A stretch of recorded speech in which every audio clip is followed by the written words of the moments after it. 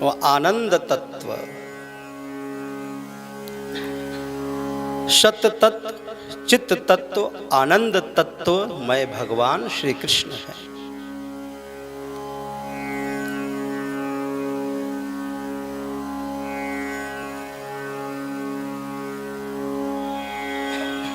टंकी में अगर पानी होगा तो वही पानी नल के माध्यम से आपको प्राप्त होगा। तो कहीं ना कहीं जल है तो ही आपको प्राप्त हो रहा है, कहीं ना कहीं जल है तभी आपको जल मिल रहा है, किसी ना किसी माध्यम से। उस जल का स्रोत भी देखा जाए तो भगवान श्री कृष्ण है। अगर आपको कहीं ना कहीं से ज्ञान प्राप्त हो रहा है, आपको कहीं ना कहीं से शिक्षा प्राप्त हो रही है, कहीं ना कहीं से आपको ज्ञान मिल रहा है, तो ज्ञान का कहीं ना कहीं स्रोत है। जहां से ज्ञान आपको मिल रहा है किसी ना किसी माध्यम से, तो ज्ञान का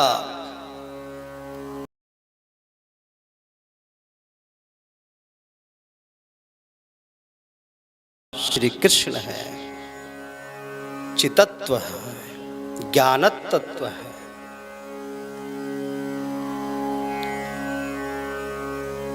अगर आपको कहीं ना कहीं सत्य की चेतना जागृत होती है तो इसका तात्पर्य कहीं ना कहीं वो सत्य किसी स्रोत के माध्यम से कहीं से प्राप्त हो रहा है।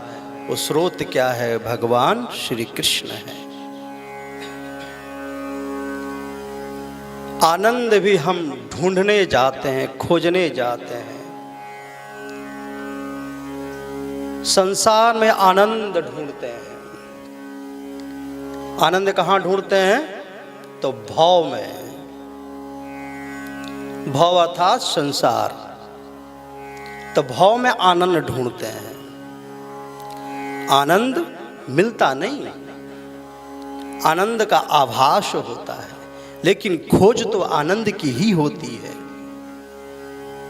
खोज तो आनंद की ही होती है, लेकिन मिलता नहीं, आभास होता है। बहुत ढूंढते हैं आनंद।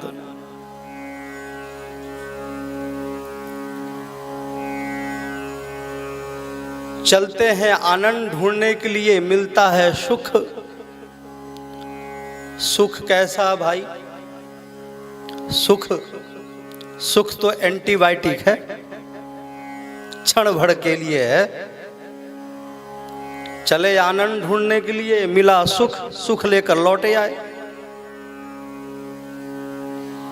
सोचा कि ये सुख प्राप्त हो गया है, अब तो जीवन निर्वाह हो जाएगा, जीवन बड़ा सुखमय हो जाएगा। लेकिन क्या देखते हैं, वही सुख जो मिला क्षण भर के बाद सुख खत्म हो गए। क्यों? कि सुख तो एंटीबायोटिक है। जैसे बुखार हुआ, बीमार पड़े, एक दवा लिए और बुखार सही हो गया। तो सज्जनों, बुखार सही नहीं हुआ, उस दवा के कारण, दवा के प्रभाव के कारण वो रोग को दबा दिया गया। पूर्णतया सही नहीं हुआ, उस रोग को दबाया गया। वो एंटीबायोटिक गोली है तो उसका प्रभाव इतना है कि बुखार क्षण भर के लिए समाप्त होता है। सर दर्द है, गोली खाए, क्षण भर के लिए सर दर्द समाप्त, फिर सर दर्द शुरू। तो एंटीबायोटिक गोली है। तो सुख क्या है? एंटीबायोटिक गोली है। थोड़ा सा सुख प्राप्त हुआ, कोई रूप में फंसा, कोई संगीत में फंसा, नाना विषयों में लोग फंसते चले जाते हैं, उसी को सुख मान बैठते हैं। लेकिन सज्जनों, वो सुख नहीं है। और आनंद की परिभाषा सुख नहीं है। लेकिन हम चाहते हैं कि कभी सुख खत्म ना हो, तो सुख नहीं, आनंद चाहते हैं, और आनंद कभी खत्म नहीं होता। लेकिन हम विषयों में फंसते हैं, उसी में सुख का भान होता है, और सुख के भान के चक्कर में ऐसा चक्कर होता है महाराज, उसी में फंसते चले जाते हैं। आनंद की प्राप्ति नहीं होती है। लेकिन इच्छा तो होती है कि आनंद मिले। वो आनंद का स्रोत भी कोई है तो भगवान श्री कृष्ण है। भगवान श्री कृष्ण है। आनंद का स्रोत भी भगवान श्री कृष्ण है। जब हम भगवान के तरफ बढ़ते हैं, जब हमारी मति, हमारे कर्मेंद्रियां, ज्ञानेंद्रियां, मन जब भगवान की तरफ चलती हैं,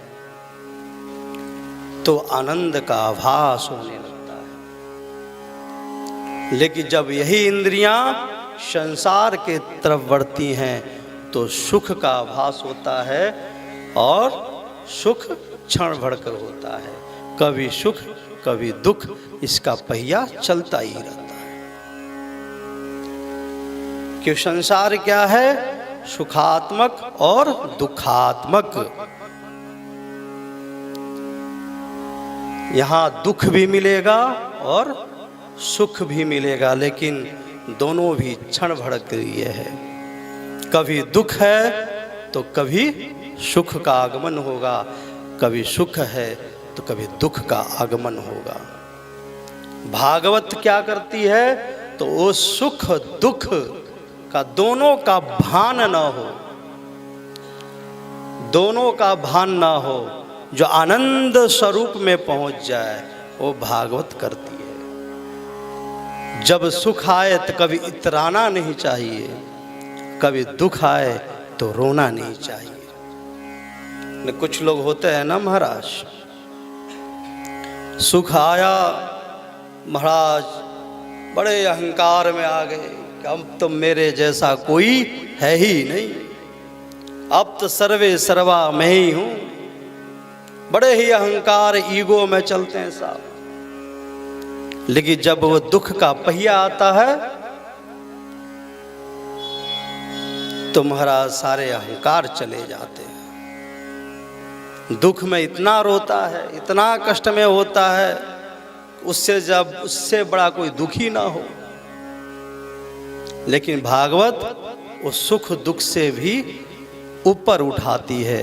सुख में इतराओ नहीं और दुख में रो नहीं। जो दुख में भी मुस्कुराना जानता हो, सुख में भी मुस्कुराना जानता हो, वही तो संत है। कोई संत चोला पहनने मात्र से कोई संत नहीं हो जाता। वस्त्र धारण करने से कोई संत नहीं बन जाता। संत तो स्वभाव में होना चाहिए। संत तो स्वभाव है। चाहे आप कोई भी वस्त्र धारण किए हो, लेकिन स्वभाव संत का है तो उसकी महक सारी